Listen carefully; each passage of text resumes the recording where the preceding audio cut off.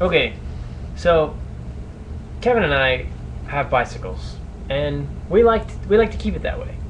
So we recently were looking at a lock that some people have, and it's totally lame, and I think it can be easily broken into. I think it can be snapped in half. You think it's gonna be snapped in half? With your hands. With your hands. Yes. So first we're gonna let Kevin try to snap the lock in half with his hands, and then I'm gonna do, if I were a thief, how I would steal it. All right. Let's see the lock, the bike, and Kevin's hands. I'm gonna hurt myself. Don't hurt yourself.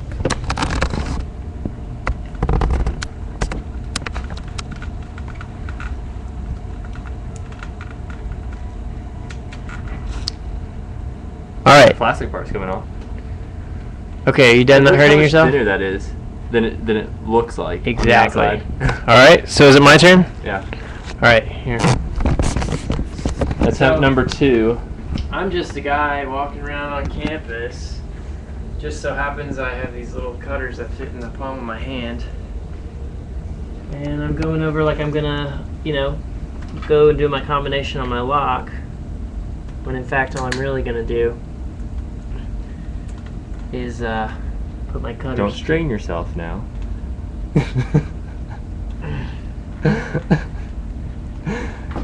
Turns out this $2 lock is like practically invincible. Yeah. I think I might snap it like you said on accident.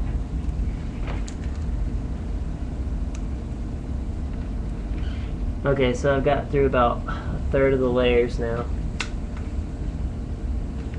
I guess it's hard to enter the combination this time. It's taking you a lot longer than usual.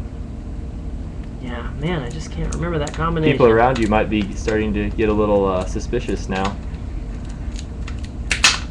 And, oh, found my lock.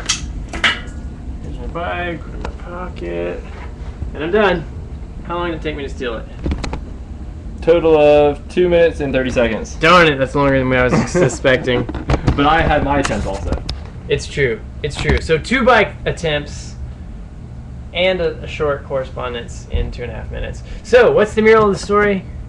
Buy a thick lock that you can't cut as easily, preferably with a key. The other option is I use a cable lock that's much thicker than that other one. So let's just compare.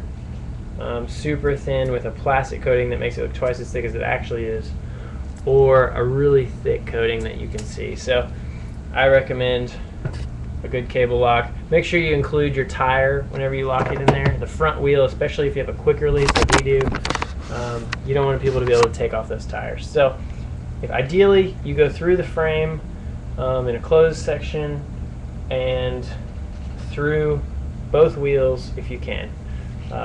That's it. And the most important thing is just to keep your bike inside at night. Otherwise, you really don't have a lot to worry about. So, that's it. High five. High five for stealing a bike. Thank you. Don't steal bikes. Keep your bike safe. Keep it locked up. Keep your bike.